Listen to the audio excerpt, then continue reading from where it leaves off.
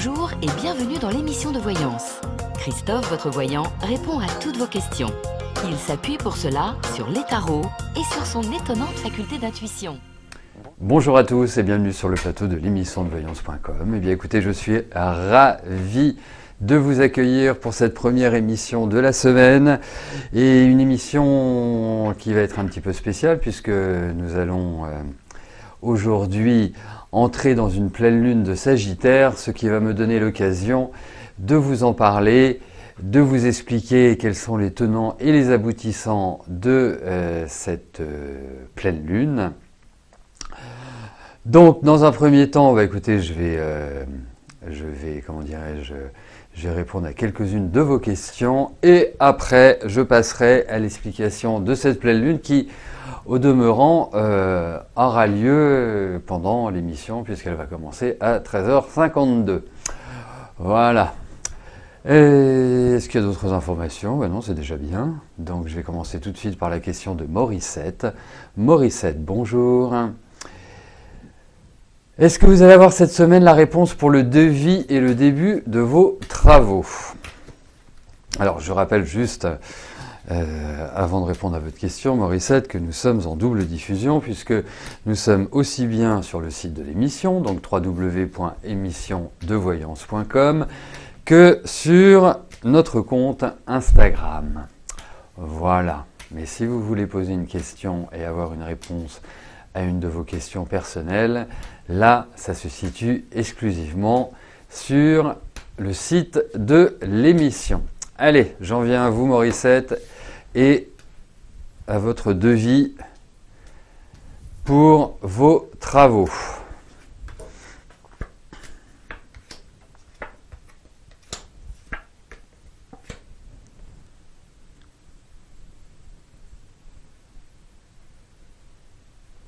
Alors,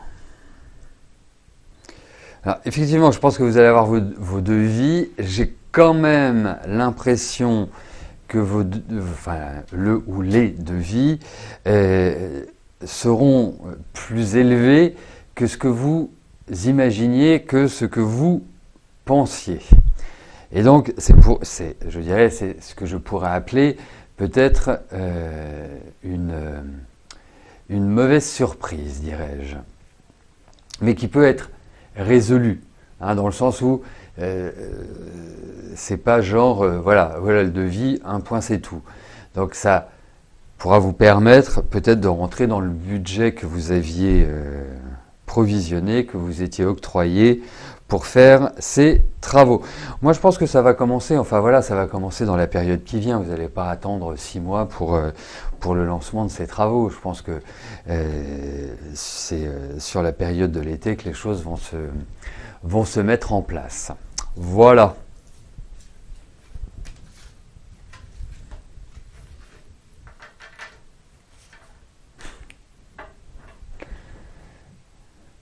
Marlène, bonjour. Vous venez de terminer une formation avec Chantal. Super ambiance, sympa. Va-t-elle permettre une amélioration de la clientèle?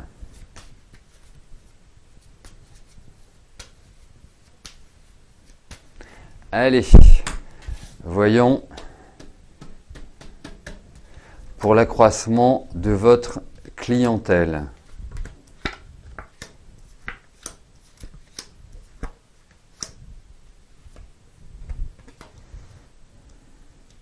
Écoutez, effectivement, moi j'ai l'impression que ça va donner des résultats.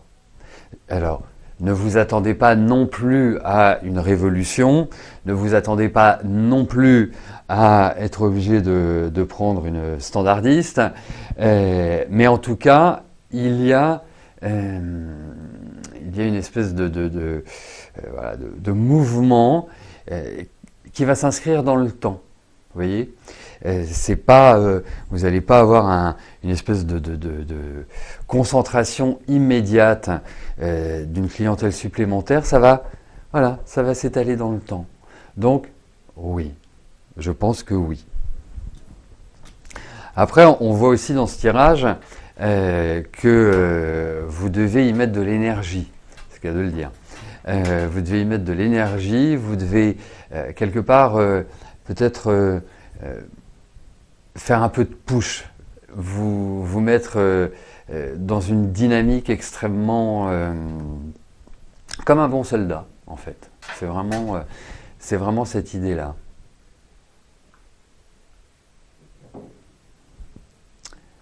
Hop. Estelle, bonjour. Vous êtes en train de préparer un dossier MDPH pour pouvoir percevoir une allocation adulte handicapé suite à vos problèmes dorsaux, vos problèmes et vos problèmes pulmonaires. Est-ce que je vous vois toucher cette aide?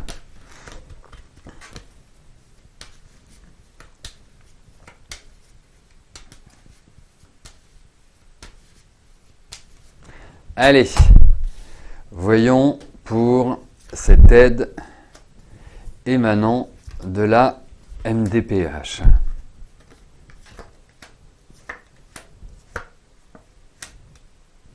Alors, je ne sais absolument pas comment il décide de valider ou de refuser cette aide, mais quand je lis ce que vous avez, ça me paraît d'une évidence crasse. Entre une discopathie, une hernie discale, de l'ostéoporose et vos problèmes pulmonaires, j'oserais dire, n'en jetez plus, la cour est pleine. Ensuite, si, effectivement, Cléophée, il faut être à moitié mort.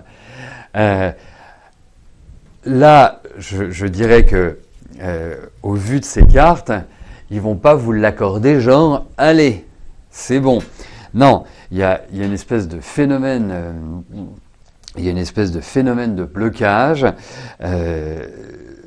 comme s'il voulait obtenir plus d'informations pour vous le valider après. Vous voyez? Donc, pour moi, j'ai vraiment l'impression que vous allez l'obtenir, mais c'est pas, voilà, c'est pas une piste blanche, loin de là. Hein, c'est pas facile du tout. Mais bon, faites un peu votre jupé, restez droit dans vos bottes. Voilà, vous suivez votre route. Vous avancez, mais vraiment, va falloir être insistant. Mais vous l'aurez. Voilà, faut en garder l'adage.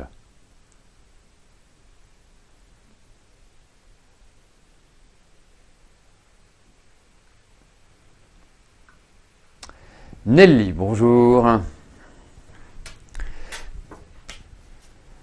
Alors, est-ce que je vois une histoire d'amour possible entre Véronique et vous?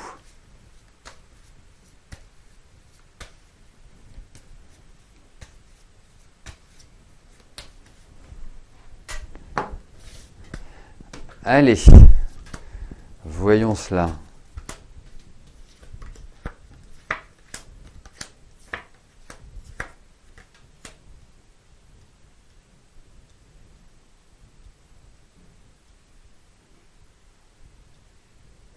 Bon, vous me parlez bien d'une histoire d'amour, hein, c'est-à-dire pas juste une aventure comme ça, sans lendemain. Moi, je vais vous dire objectivement, je pense que vous avez un peu de mal à la cerner. Alors, c'est quelqu'un d'assez particulier dans son approche, dans sa façon de gérer l'humain. Il y a une espèce de distance et d'affectivité. Vous voyez, c'est pas vraiment toujours ce qu'elle pense. Je suis pas sûr non plus que vous soyez sur le même palier, hein, sur le même état d'esprit, sur la même façon de penser, sur la même façon de voir la vie. Alors, certes, c'est quelqu'un que je trouve plutôt entre guillemets de réfléchi, hein, même si il y a un côté, je dirais, volontaire, déterminé et assez speed. Mais de là à voir une histoire d'amour qui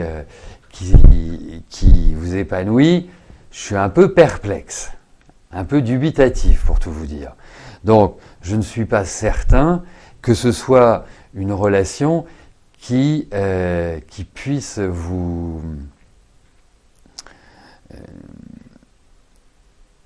qui puisse se transformer en grand soleil, en une énergie extrêmement positive. Voilà.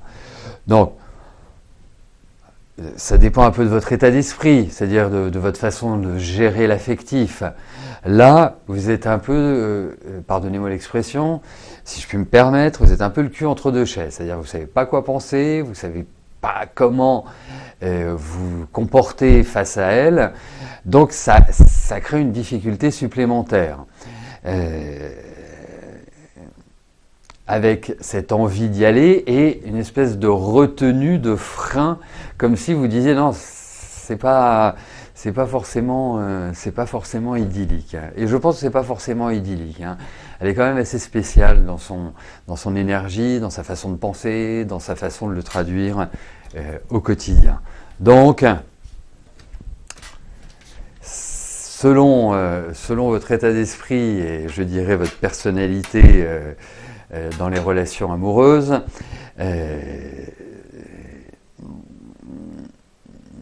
autant vous avez besoin de beaucoup de liberté, autant vous avez besoin d'être assuré. Et là, c'est là où le bas blesse. C'est un peu le chaud et le froid, je trouve, Véronique. Donc c'est un petit peu créateur d'instabilité. Voilà.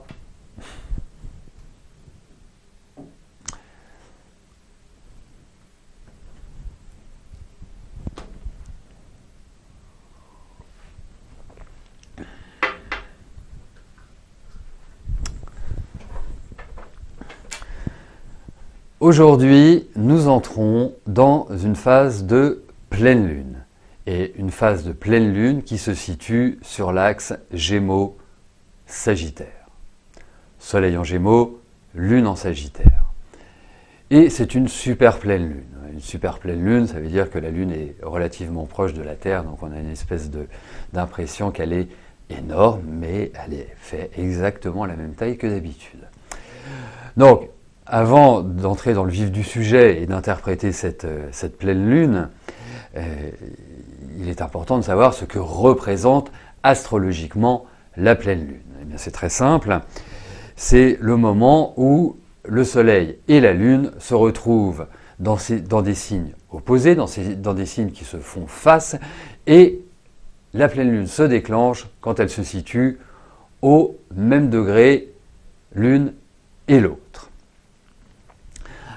Ensuite, il faut savoir ce que représente l'axe Gémeaux-Sagittaire. N'oublions pas que nous avons à minima 12 pleines lunes dans l'année. Donc dans chaque signe, parfois, ça peut se retrouver dans 2 signes sur une même année. Alors l'axe Gémeaux-Sagittaire est l'axe de la communication, est l'axe des contacts, des découvertes, du jeu, de la création, des voyages, des hautes études et des formations, des stages qu'on appelle les petites études, et surtout aussi de la connaissance, de la philosophie. Il y a un point qui est intéressant sur le plan astrologique au moment où je vous parle, c'est que, vous le savez, chaque planète est reliée à un signe, et donc on appelle ça le domicile de la planète.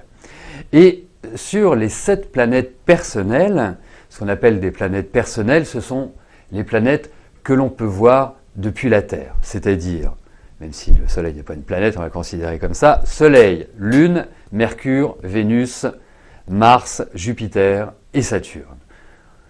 Pour être un peu plus avancé dans l'astrologie, les 3 autres planètes, Uranus, Neptune et Pluton, nous les appelons des planètes transpersonnelles, ou plus familièrement des planètes lourdes. Pourquoi ? Parce qu'elles mettent beaucoup de temps à traverser un signe. Ce sont des planètes lentes. Et là, nous avons un phénomène qui n'est pas non plus d'une rareté absolue, mais nous avons 4 planètes qui sont en domicile. Saturne en Verseau, Mars en Bélier, Vénus en Taureau et Mercure en Gémeaux. Saturne en Verseau, pour entrer vraiment dans le vif du sujet et dans les aspects astrologiques, Saturne en Verseau va freiner les lions, les scorpions, les taureaux, et notamment, et plus particulièrement, ceux du 3e décan. Mars en Bélier va générer de l'impatience et l'envie d'en découdre pour les Balances, les Cancers et les Capricornes du 2e décan.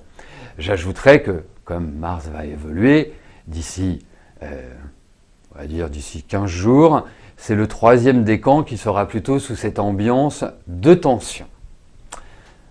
Passons à Vénus en Taureau. Vénus en Taureau est une des plus belles Vénus qui soit, c'est vraiment la Vénus épicurienne, jouisseuse par excellence.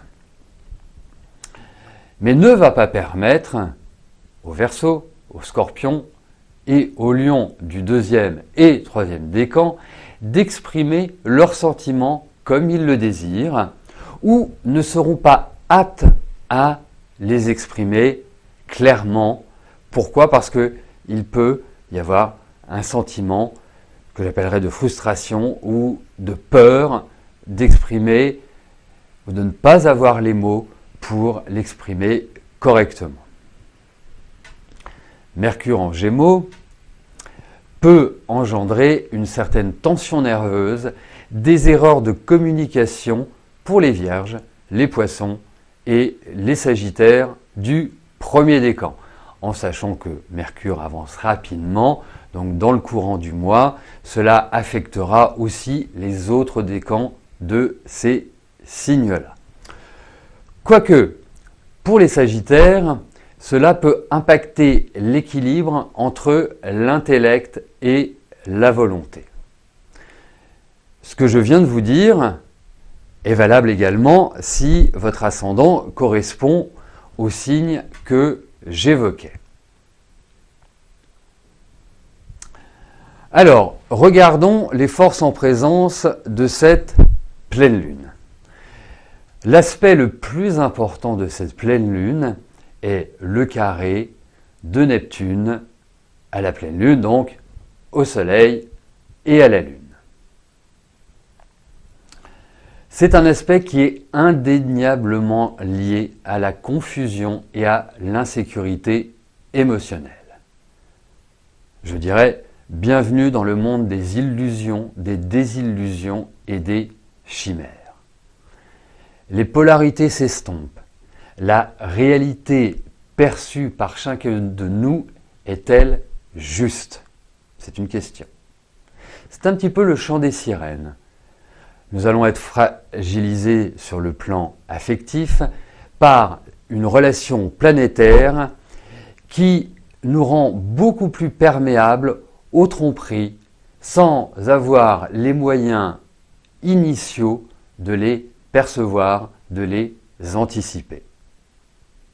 C'est le merveilleux aspect de l'exploitation de l'homme par l'homme. C'est le grand smog londonien. Pendant cette période, sans rentrer dans une paranoïa aiguë, la vigilance est de mise. La réflexion et l'analyse de chaque situation, de chaque événement de la vie sont les meilleures attitudes. Toute décision qui est prise à l'emporte-pièce mènera à des erreurs de jugement. Il faut aborder cette période avec recul, pragmatisme et autodiscipline. Bon, je vous rassure, cet aspect a quand même des bons côtés. Cherchons un peu. Ah oui, ça y est, j'ai trouvé le bon côté de cet aspect. Nous allons avoir une empathie plus importante et une bonté plus élevée. La seule chose, c'est que nous serons beaucoup plus sensibilisés, beaucoup plus affectés par ce qui se passe autour de nous et notre seuil de tolérance devant les situations émouvantes sera beaucoup plus bas.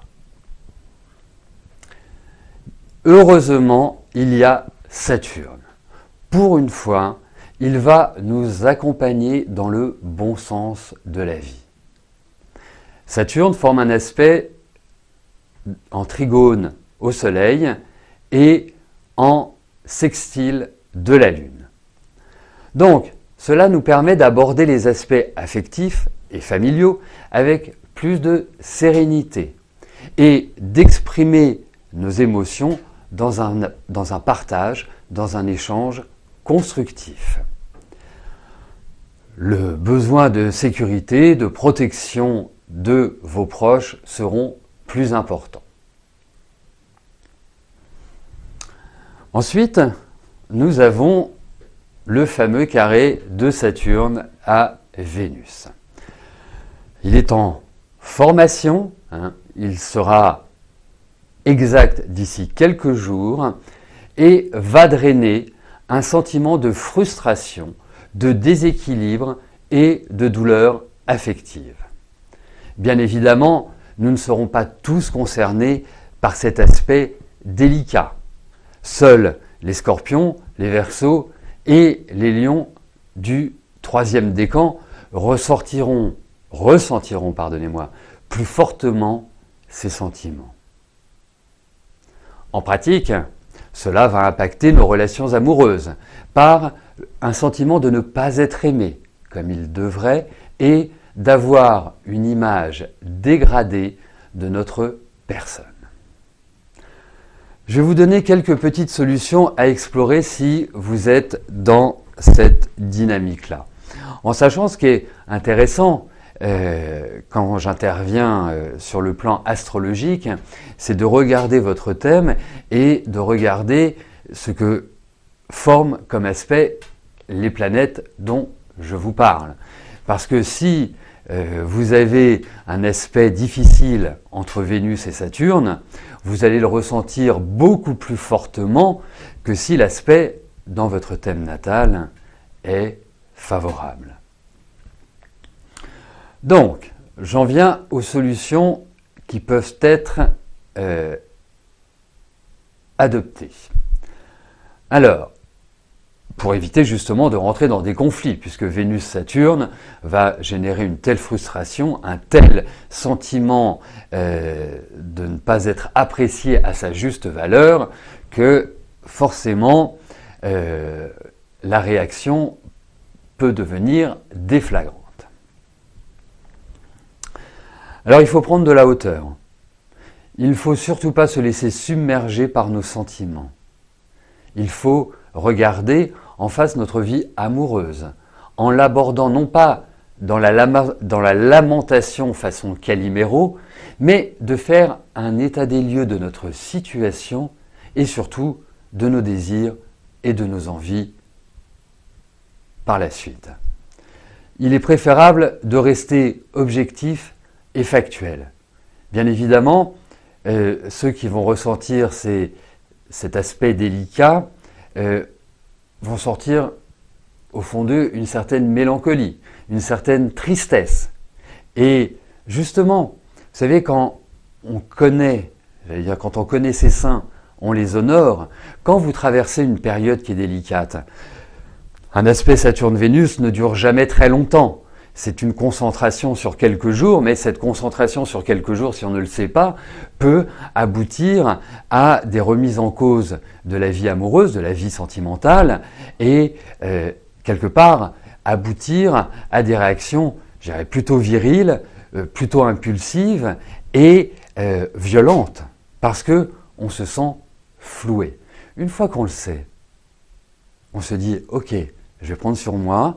Je vais laisser passer les choses, je ne suis pas forcément dans une énergie qui vaut la peine de m'emporter, bien au contraire, laissons cet aspect passer et après, je verrai si la réalité était telle que je la pensais. Pour terminer sur les forces en présence, sur les aspects que cette nouvelle lune nous apporte, nous allons terminer par un aspect extrêmement positif qui est le trigone de Pluton à Mercure. Alors bien évidemment, nous entrons avec Pluton dans les phénomènes de transformation, tout ce qui est au niveau de la sensitivité. Et donc, c'est le monde des sensations, de l'analyse positive et de la profondeur de nos ressentis. C'est la relation planétaire qui nous fait comprendre, qui nous fait percevoir les situations de la vie avec finesse. Et heureusement que nous avons cet aspect parce qu'il va contrebalancer le carré de Neptune au luminaire, donc au Soleil et à la Lune, et apporter de la sincérité dans les relations.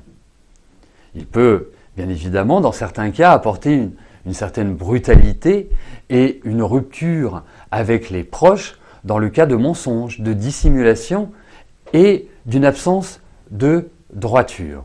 La relation Mercure-Pluton est une relation hyper importante dans un thème astral quand elle a lieu. Par exemple, si vous l'avez en carré et que vous n'avez pas forcément eu une éducation qui vous menait à être dans la vérité, c'est l'aspect du mensonge. Quand ils sont en trigone, on porte vraiment la vérité absolue. En conclusion, n'oublions pas que les Gémeaux et les Sagittaires sont généralement joyeux et positifs. Même si cette pleine lune a une coloration neptunienne, elle donne le désir de concrétiser son idéal et, d'une certaine manière, de voir la vie en rose. L'élément clé, l'élément le plus important pour éviter de s'embourber, de s'enliser, et justement d'être dans un pragmatisme, d'être dans une énergie où on se concentre sur ce que l'on a à faire, d'éviter la dispersion et surtout de ne pas croire en réalité tout ce qu'on dit. C'est vraiment la vérification. Si on le prend sur un plan plus général, plus global, un aspect comme celui-là est l'aspect idéal pour les fake news. C'est vraiment l'essence même de ce carré. Voilà pour cette pleine lune. Je vous remercie de votre participation, je vous remercie de votre attention. Bien évidemment, d'ici une petite demi-heure, vous pourrez retrouver sur Instagram l'entièreté de mon intervention. Dès demain, vous pourrez retrouver cette même intervention sur notre site www.émissiondevoyance.com, sur la page Facebook de l'émission, également sur notre compte Instagram émission de voyance. Et puis, bien évidemment, qui dit pleine lune, dit nouvelle lune d'ici 2 semaines, ce qui me permettra de vous parler de cette nouvelle lune qui aura lieu dans le signe du Cancer. Donc là, on changera complètement d'énergie par rapport à l'axe Gémeaux-Sagittaire. Et donc, j'aurai plaisir à vous décrypter les tendances astrologiques. Je vous souhaite à tous une très belle journée. Merci de votre attention, de votre fidélité. Et je vous dis à très bientôt. Merci. Bye bye.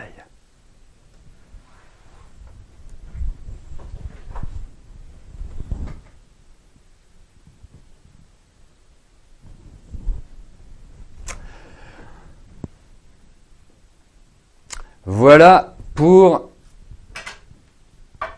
cette pleine lune. Mais non, l'émission n'est pas terminée. Kikimal, il va falloir que vous fassiez au fait que, comme on dit dans le monde de la télé, dans le monde, il y a un in et un out. Donc, il faut une entrée et une sortie. Il faut une introduction et une conclusion. C'est comme à l'école, introduction, développement, conclusion. Voilà. Mais il nous reste 10 minutes, ce qui va me permettre de poursuivre avec vos questions. Mais juste avant, je vais quand même m'hydrater.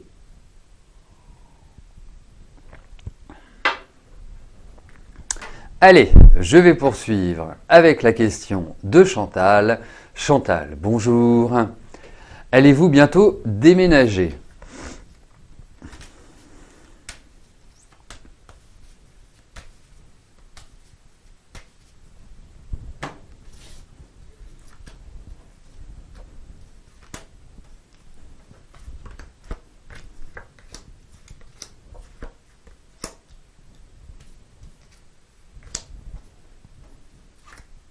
Bon, c'est un peu au forceps, c'est pas dans la facilité, faut quand même le dire, Chantal.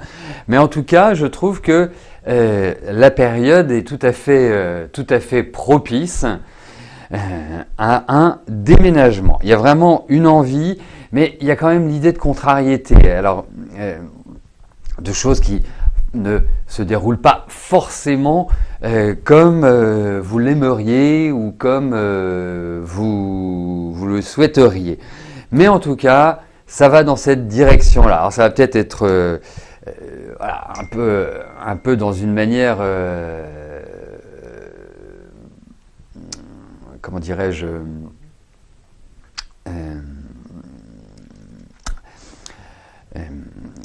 faut que j'arrive à trouver le mot, hein, mais ça va venir, hein, vous inquiétez pas, j'ai encore 9 minutes pour le trouver. Ça va être un peu au forceps, voilà. Bon. Mais j'ai l'impression que ça se fait. Voilà. Joël, bonjour. Est-ce que je vous vois partir en vacances cet été ?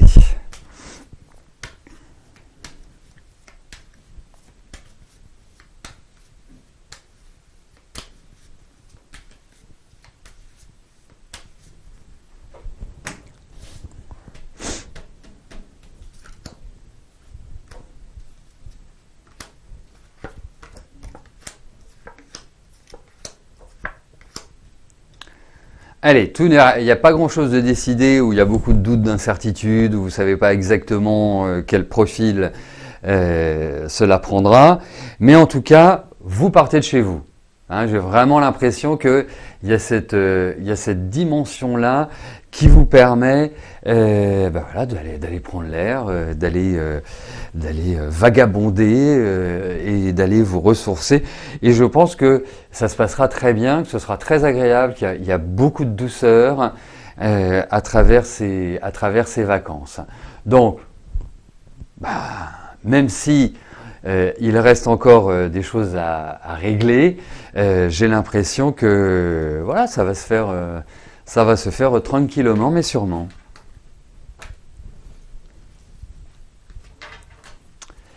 Catherine, bonjour. Ah, bah, elle est motivée, Inès, aujourd'hui. Hein, elle les veut, ces consultations privées. Catherine, bonjour. Est-ce que vous y verrez mieux d'ici peu ? Allez.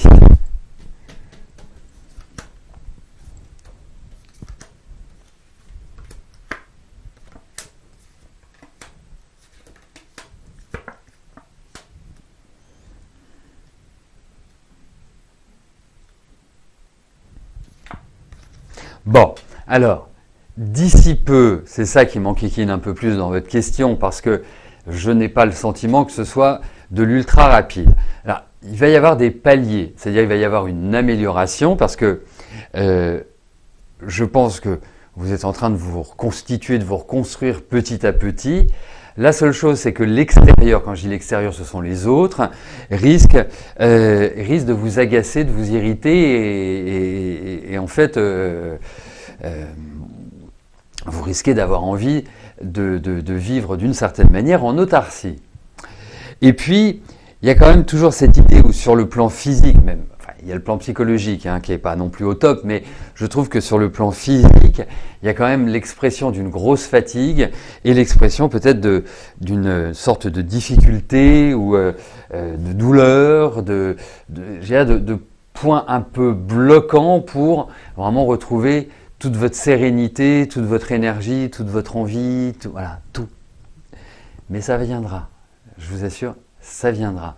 Donc, vous verrez, je pense qu'à partir de la rentrée, il y a une nouvelle étape. Mais jusque-là, ça reste quand même un peu fragile. Hein. Je ne dis pas qu'à partir de la rentrée, ça va être Ibiza et soirée mousse tous les jours.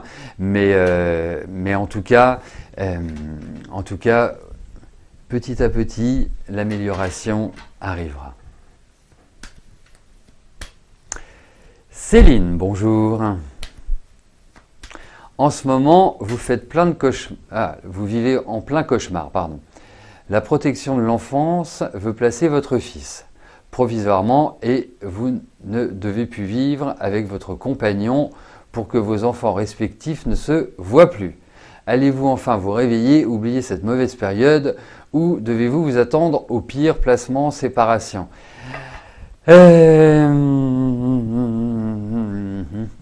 Alors, la synthèse est compliquée. Bon, on va déjà regarder par rapport à votre fils.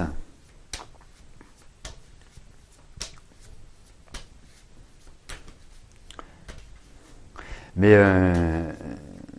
et pourquoi ils veulent placer votre fils? Enfin, qu'est-ce qui se passe pour qu'ils décident provisoirement de placer votre fils? Enfin, c'est assez hallucinant. Qu'est-ce qui se passe pour cela? Enfin, Allez, voyons par rapport à votre fils.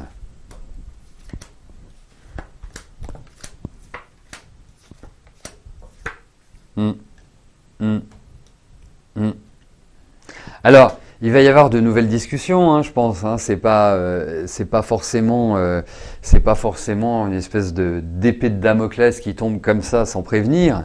Je trouve qu'il y a quand même beaucoup de tensions. Alors déjà, vous avez quand même un fils qui a un émotionnel qui est extrêmement fort. Je trouve assez crispé, assez tendu. Il faut quand même le dire. Donc, si vous voulez, le climat ambiant me paraît un peu nerveux. Ensuite, par rapport à ce placement, je crains que ils appliquent ce principe-là. Je vous souhaite tout le contraire, bien évidemment, je trouve ça terrible, mais il y a vraiment cette ambiance-là. Mais, et je vous le redis, effectivement, je trouve que votre fils, en fait, il y a une espèce de tension intérieure, il y a de l'agitation. Alors, c'est pas un enfant du tout idiot, loin de là. Je trouve même créatif, c'est un enfant qu'il faut le faire créer, il faut lui faire du théâtre, il faut lui faire des choses qui font travailler son imaginaire, parce que je lui trouve un imaginaire très riche. Et je pense que cela est une des solutions envisageables pour qu'il retrouve cet équilibre. Mais après, effectivement, ça va tanguer. Il faut quand même le dire. Et je vous souhaite qu'il ne vous l'enlève pas, qu'il y ait juste une sorte de rappel ou d'adaptation. Voilà, je pense qu'il faut travailler sur l'adaptation de la situation par rapport à votre fils. C'est un enfant qui est trop dans l'émotionnel. Il y a une fragilité de ce côté-là. Voilà. Mais il n'est pas le seul. Il n'est pas le seul dans la vie. Hein. Faut être clair. Hein. C'est pas le seul enfant qui soit comme ça. Hein. Si je vous parlais de moi quand j'étais petit. Donc voilà. Mais je vous dirais une chose. Hein. Ça peut être je pense que l'année prochaine est une phase importante pour Luca, vraiment importante. Vous verrez. Je pense qu'il y a vraiment une phase où il va grandir. Bon, bon courage. Hein, j'espère que vous nous apporterez des bonnes nouvelles sur ce plan-là. Hein, vraiment. Voilà, écoutez, nous arrivons au terme de notre émission. Je vous donne rendez-vous dès demain 13h et des brouettes pour notre prochaine émission de voyance en direct. D'ici là, portez-vous bien et je vous dis à plus tard. Merci, bye bye.